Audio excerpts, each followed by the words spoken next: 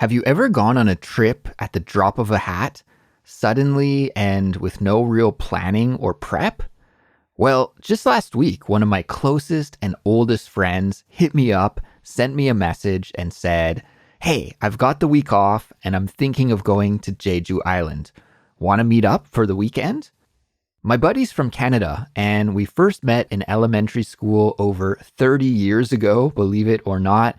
He's one of my oldest and best friends, and right now he's living in Shanghai. And he had some time off work, and he decided to spend it on Jeju Island. For listeners who don't know, Jeju Island is a volcanic island off the southern coast of South Korea. And if you're a regular Culips listener, then you'll probably remember Cassie and me chatting about our trips to the island. We've both been there several times. It's an amazing place. I love hanging out on Jeju, and the best part is that it's only an hour's flight away from Seoul. So when I found out my friend would be chilling in Jeju, I really wanted to go and hang out with him. Before the pandemic, we used to meet up pretty much every year, traveling to different places in Asia together. Our last trip was to Japan, but that was way back in 2018. And then, of course, the pandemic happened. And with all the restrictions in place that made it very, very hard to travel, we haven't seen each other in person since then. So I checked my schedule, I talked it over with my wife, and I made a last-minute decision to grab a flight to Jeju to catch up with my friend over the weekend. You're listening to bonus episode number 48 of the Culips English podcast. I'm your host and your English study buddy, Andrew, and in this episode, I'm going to share the story of my short but sweet Jeju Island adventure that happened over the weekend. And then, towards the end of the episode, I'm going to teach you about a useful English expression that you'll hear me use while I'm telling the story. Now, we've made a transcript for this episode, and we're giving it away to everyone for free, no strings attached. Speaking of useful expressions, that's actually a good one, no strings attached. It means that there are no hidden conditions or catches. So the transcript then is totally free. There's no strings attached, and you can get it in an interactive version that's great for smartphones, tablets, or computers, or you can download it as a PDF, and that's better for printing out. So to get the transcript, just follow the link in the description or visit our website, which is culips.com.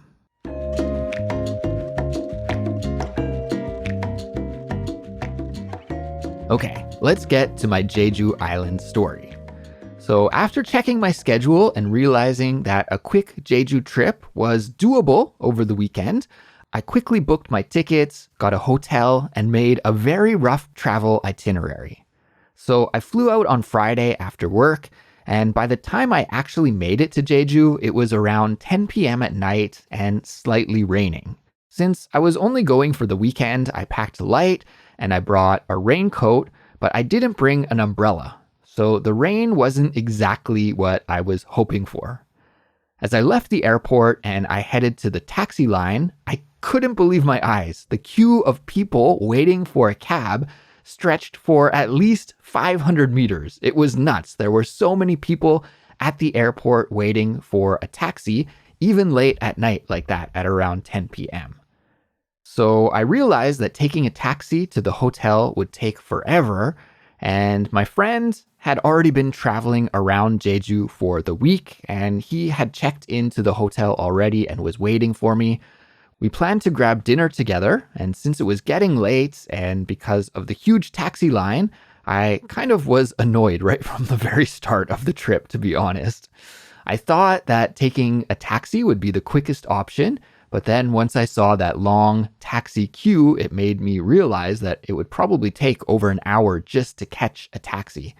So instead of that, I opened the map app on my phone that I use when I'm checking for a route for public transportation, and I found a bus that would take me almost exactly where I needed to go. Now, my app said that the bus was arriving soon, so I turned around and I saw that the bus was just pulling up to the bus stop. And at that moment, I had really good luck. The timing was perfect, and the light at the crosswalk turned green. So I ran across the street and I just grabbed the bus in time. And 20 minutes later, I was at the hotel and I was able to finally meet up with my friend. So I went up to the hotel room and I dropped my bag off, and my friend and I went outside to look around for something to eat. My friend mentioned that he'd already scoped out the neighborhood, he'd already walked around and checked it out, and he found a few restaurants that had good reviews that he was interested in trying. So we checked out those places, but unfortunately, they were all closed. Now, Korea is actually famous for its vibrant nightlife and 24-hour restaurants, and sometimes even stores are open 24 hours a day. So I thought that something would have been open, but I guess that's more common in the big cities. And it seems like after the pandemic, especially, many smaller restaurants have switched to more regular hours, and the late night scene just isn't the same anymore. I actually could be wrong about that, but it just seems to be what I've noticed. And if you're a Korean listening to this right now, please let me know if you agree or not. To be honest, I'm usually not out too late at night looking for dinner, so maybe I'm not the best person to comment on it. But anyways, my friend and I, we were out late at night that night trying to find a place to eat for dinner.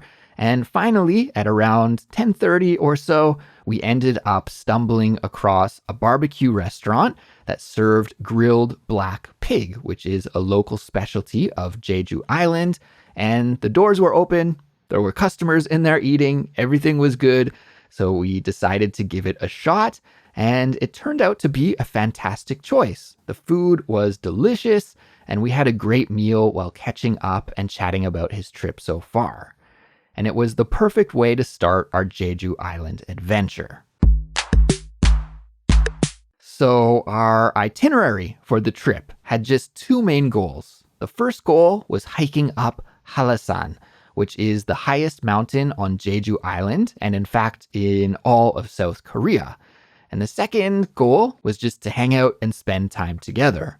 When you're with an old friend that you haven't seen in ages, it doesn't really matter what you do. You could be doing anything and it's always a blast.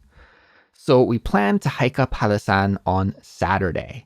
And although my friend and I, we aren't expert hikers, it is something that we enjoy doing and we've done together in the past. During that Japan trip that I mentioned earlier in 2018, during that trip, we actually hiked up Mount Fuji, and we've done some other hikes together throughout Korea and Taiwan and, of course, Canada. And personally, I've also hiked Hallasan at least 3 or 4 times before, so I knew what we were getting into.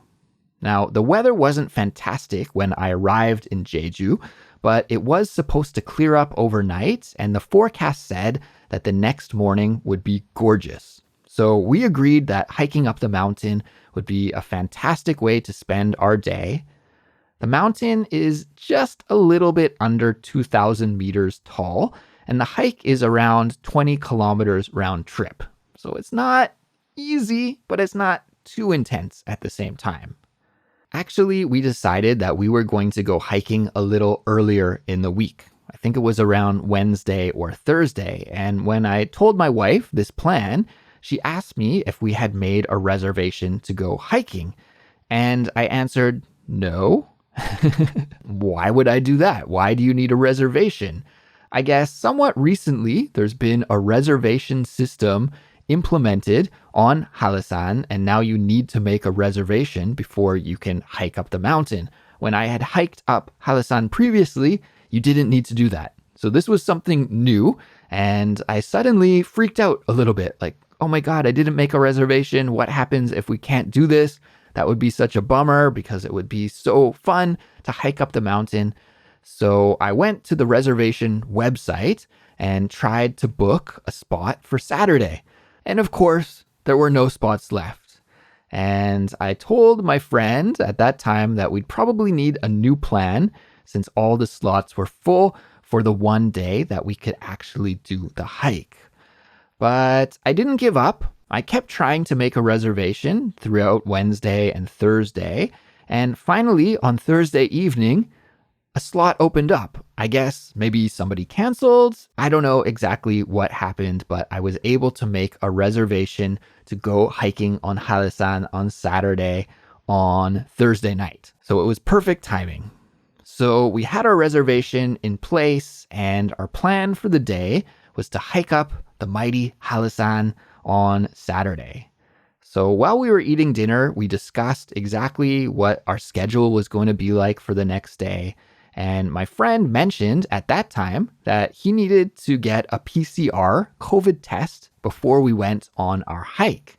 So as I mentioned earlier, my buddy lives in Shanghai, and to go back there, he would need proof of a negative test before he would be allowed to board his flight. So this was great.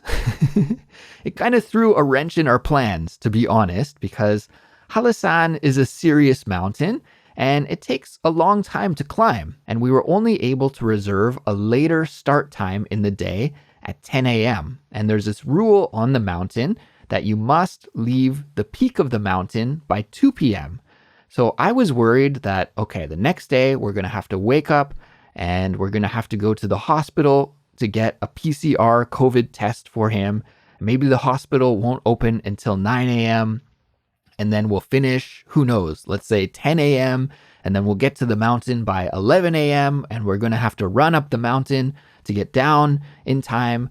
And I was worried that the timing just might not work out. So at the restaurant there, we both pulled out our phones and started doing some Googling and looking for a hospital that would open earlier in the morning so we could go and get the PCR test.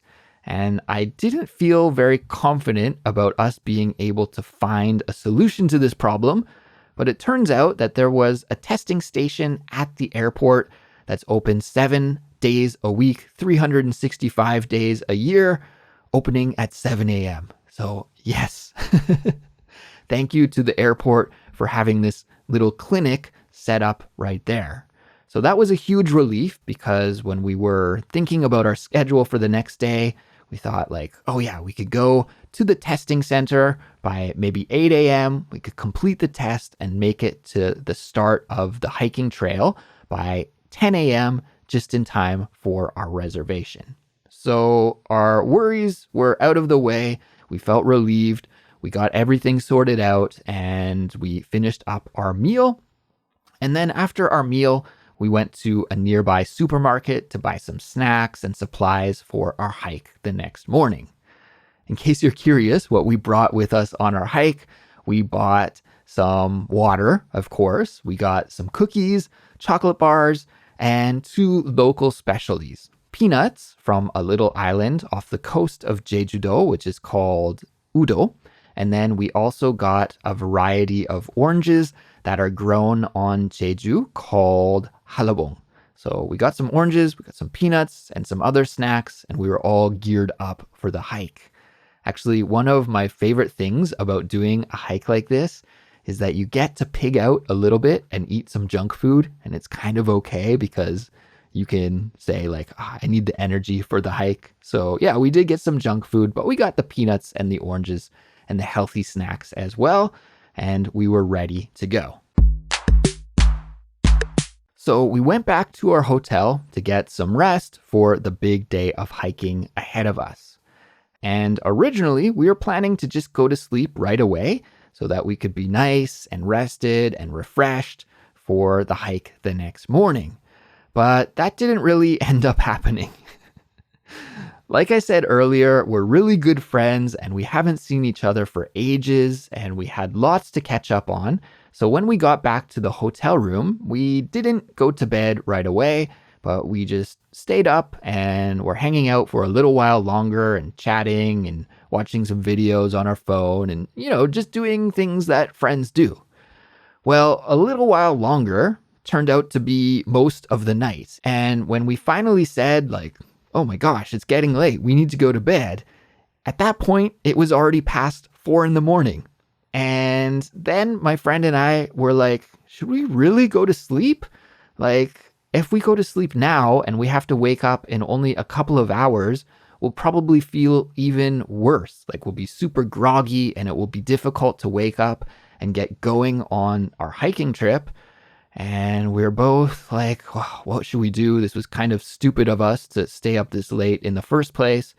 And at that point, we just decided to stay up all night, to not get any sleep. We were both, feeling pretty energetic, I guess, to be up that late at night anyways. So that's what we decided to do. We had some coffee, we stayed up all night, and in the morning, when the clinic was open, then we took a taxi from our hotel to the airport so my friend could get the PCR test and get ready for his trip back home to Shanghai. So we arrived at the airport, we got the test out of the way, and by the time everything was finished there doing that, it was already past 9 in the morning.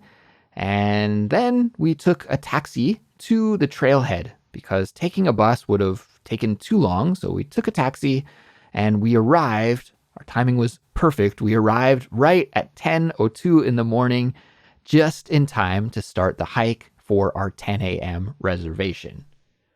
Now, as the weather forecast predicted, the weather was gorgeous that morning, and we had an amazing hike up the mountain. To be honest with you, the first 75% of the hike wasn't really too challenging. The trail's well maintained, there's wooden boardwalks, and there's steps, so it wasn't so bad. We passed through the beautiful nature on the mountain, and we even spotted a deer, which I think in English we call a roe deer, and maybe in Korean it's called a noru, I think.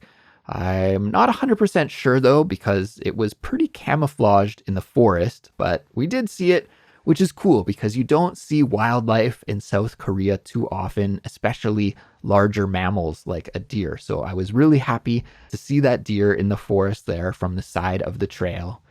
That was a special treat. So yes, we made it up most of the mountain with no problems. And before the final leg of the journey, we stopped at a rest station for a little break.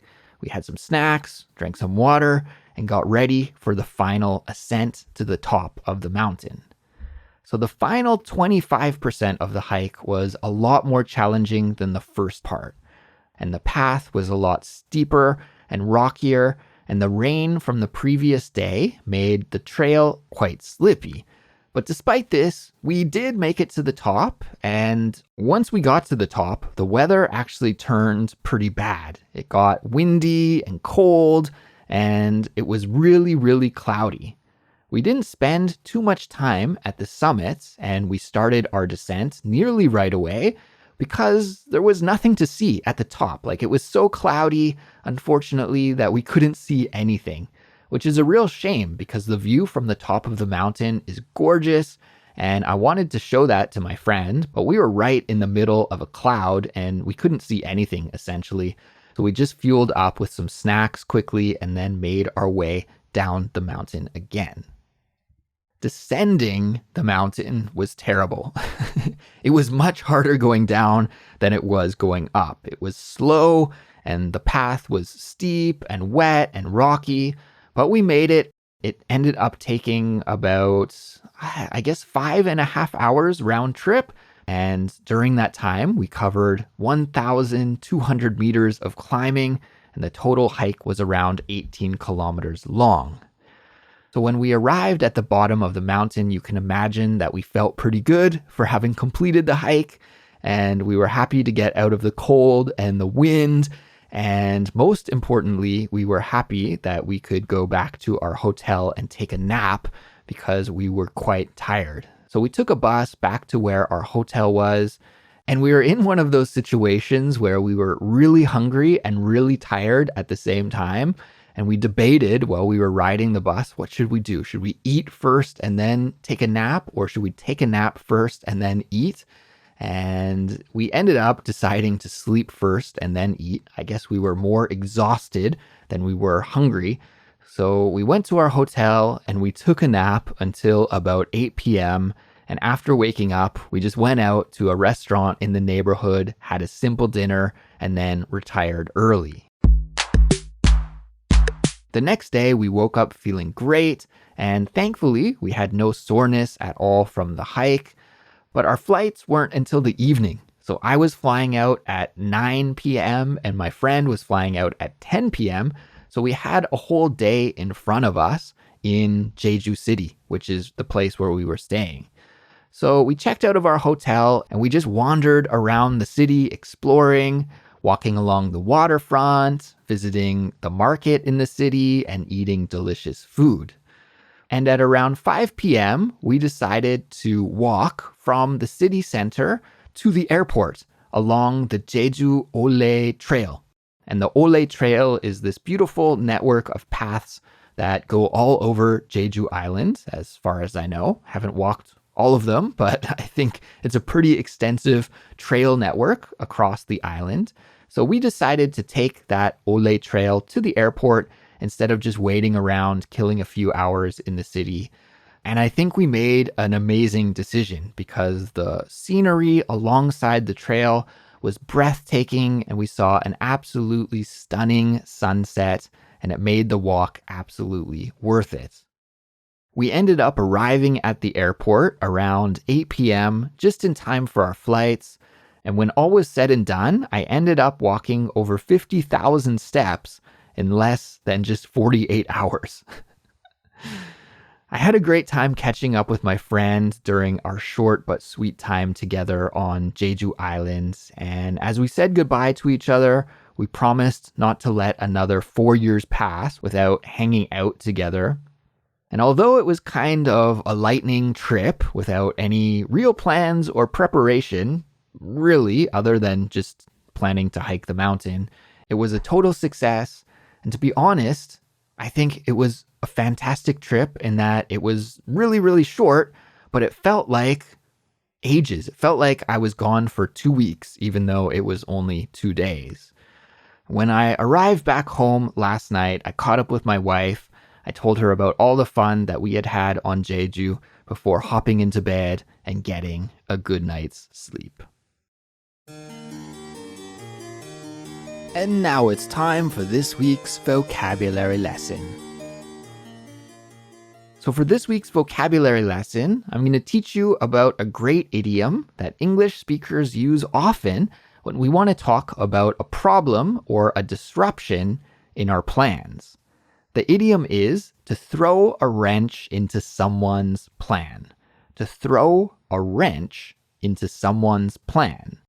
Now, you might be wondering what this means. So a wrench is a tool that we use for tightening or loosening nuts and bolts.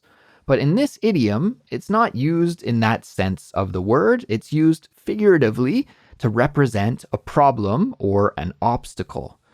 So when someone says that something threw a wrench in their plans, well, then it means that there was an unexpected issue or a challenge that made it difficult for them to carry out those plans. And a little bit earlier, when I was telling you the story about hiking up Hala Mountain, I told you that before my friend and I could do the hike, he had to get a PCR COVID test, which just really complicated our schedule for the next day. So in that case, the PCR test threw a wrench in our plans because it threatened our hike start time and it made it so that we might miss out on actually being able to do the hike.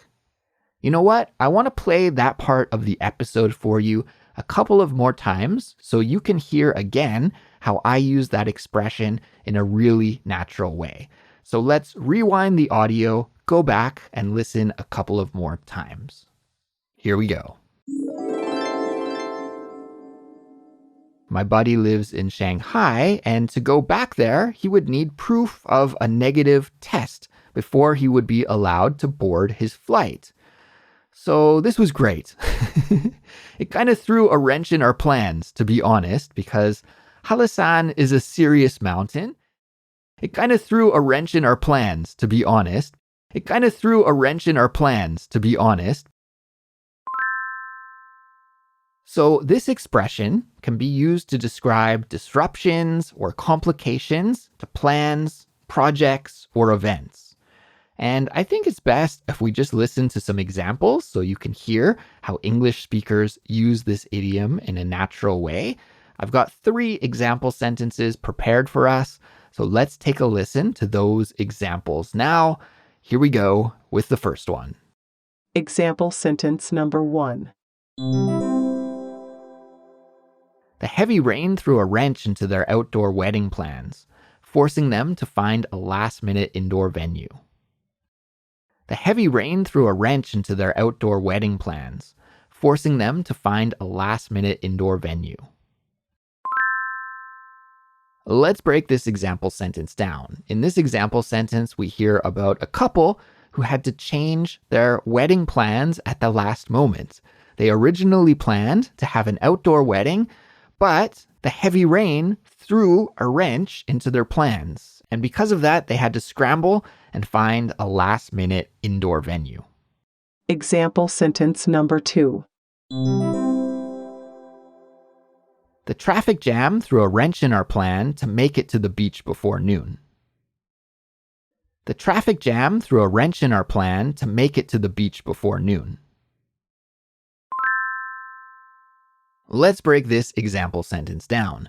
So in this sentence, we hear about some friends, I guess, and they're going to the beach.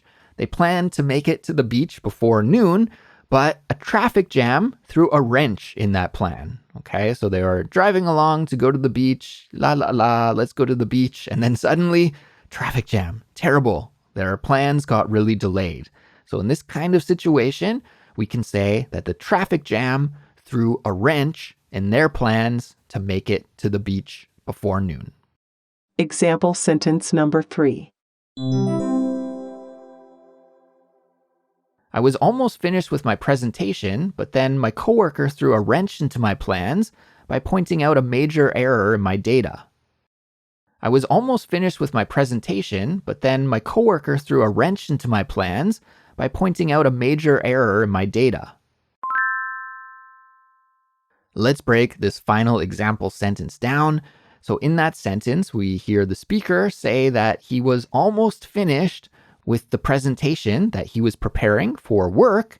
And, when you're almost finished doing a big project like that, you feel pretty good, right? But then one of his coworkers came over and took a look and pointed out that the data that was in his presentation file was all wrong. There was a big error in it. So his coworker threw a wrench into his plans, meaning that finishing the presentation, that process was now interrupted and delayed, and the speaker is going to have to go back and start everything over again to make sure that the data is correct.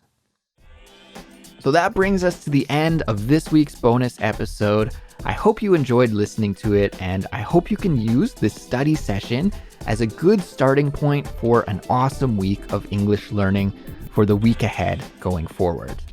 Remember, if you need any help with that, we have hundreds of lessons on our website that you can use to improve your English fluency. And if you sign up and become a Culips member, then you can get the helpful study guides and full transcripts for all of them. And you'll also get some other amazing bonuses as well. So to learn all about it and to sign up and become a member, just visit our website, culips.com. So take care, have a great week, and I'll be back soon with another brand new Culips episode, and I'll talk to you all then. Goodbye.